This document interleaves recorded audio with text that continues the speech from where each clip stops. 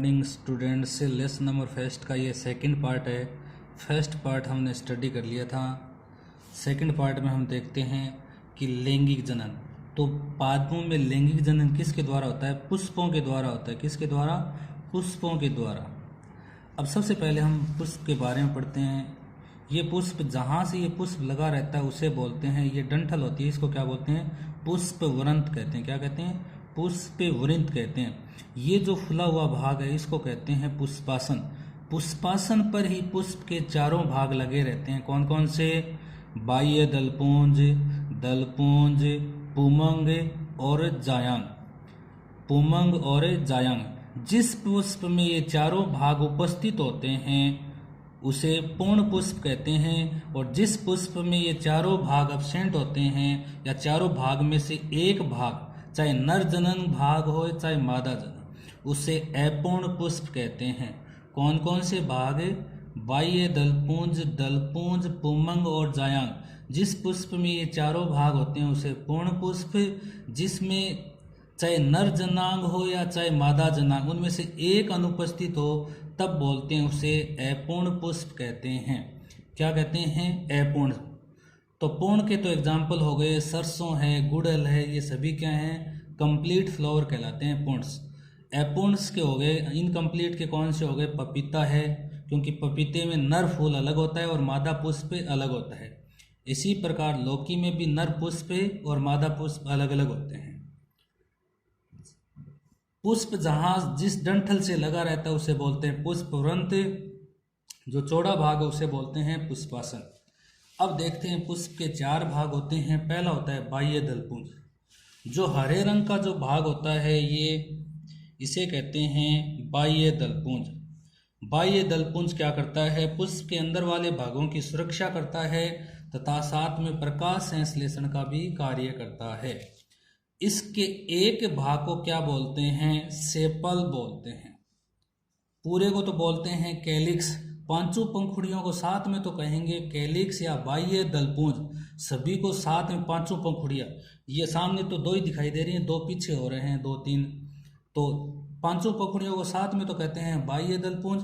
Single को क्या कहेंगे? बाह्य दल।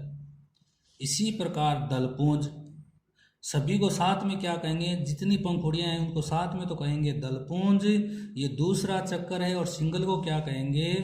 दल कहेंगे। ये क्या होते हैं? कलर होते हैं, लाल या हरे। जो पुष्प हम कहते हैं लाल कलर का है, रेड कलर का है या वाइट कलर का है, वैसा ही दल का कलर होता है। ये कीटों को अपनी ओर आकर्षित करते हैं। इनमें मकरंद ग्रंथियां पाई जाती हैं। तीसरा आता है पुमंग। पुमंग पुष्प का कौन सा भाग है? नर जन्नांग भाग है। कौन सा है? नर जन्नांग। तो पुमंग तो सभी जितने भी ये हैं उनको साथ में क्या कहते हैं? पुमंग। जैसे 1 2 3 4 5 6, ये 6 पुमंग, तो साथ में तो इनको क्या कहेंगे? 6 को साथ में तो कहेंगे पुमंग, पुमंग। लेकिन एक सिंगल को क्या कहेंगे? जो ये एक सिंगल है ना, इसको कहेंगे पुंकेसर। क्या कहेंगे? पुंकेसर। तो सभी को साथ में तो कहेंगे पुमंग, सिंगल को क्या कहेंगे? स्टेमन या पुंकेसर। पुंकेसर में 3 भाग होते हैं। कितने भाग होते हैं? पुंकेसर में 3 भाग होते हैं। कौन कौन से? ये 3 भाग होते हैं। पुतंतु, जहां से ये जुड़ा रहता है डब्बा सा, इसको योजी बोलते हैं। मैन होता है परागकोश। ये 3 भाग होते हैं किसके? पुंकेसर के। अब चलते हैं आगे। 3 भागों के नाम क्या है? परागकोश, पुतंतु तथा योजी। अगला चलता है जायांग।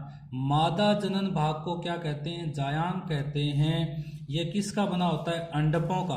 अंडक को बोलते हैं कार्पल्स, अंडक। तो प्रत्येक अंडक में कितने भाग होते हैं? 3 भाग होते हैं। Stigma, style, ovary. तो अंडाशय, वर्तिका और वर्तिकाग्र।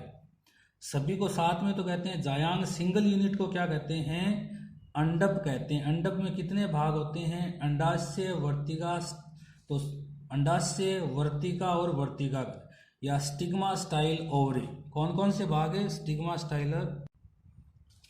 एक ओवरी की ऐसी स्ट्रक्चर होती है, एक अंडक की कैसी स्ट्रक्चर होती है? ऐसी होती है। नीचे वाला जो गोल भाग है उसको अंडाशय कहते हैं, बीच वाली जो पाइप जैसी है उसको वर्तिका कहते हैं, ऊपर वाले को वर्तिकाग्र। वर्तिका पर क्या गिरते हैं, परागकण आके गिरते हैं, जो अगले लेसन में पढ़ेंगे। अगला भाग आता है, चारों भाग हो गए मेन।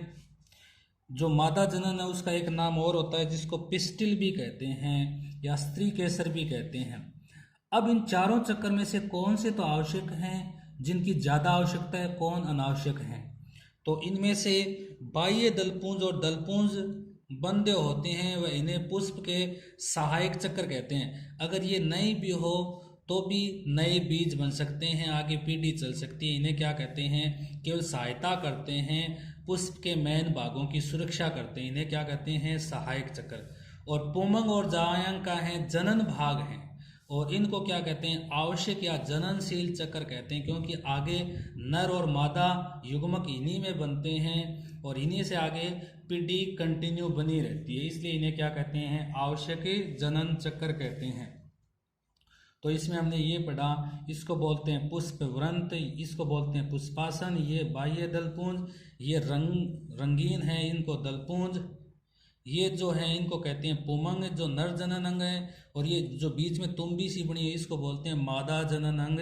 इस सिंगल यूनिट को क्या कहते हैं, अंडक कहते हैं। इसका ये भाग है वर्तिकाग्र, वर्तिका, और ये अंडाशय। अंडाशय के अंदर क्या बनते हैं, बीजांड बनते हैं, और बीजांड से ही निषेचन के बाद बीज बनते हैं। तो इस लेसन में हम इतना ही पढ़ेंगे, ये कंप्लीट हो गया है। अब इसके आप क्वेश्चन कीजिए, नहीं आ रहा है तो लिख दीजिए।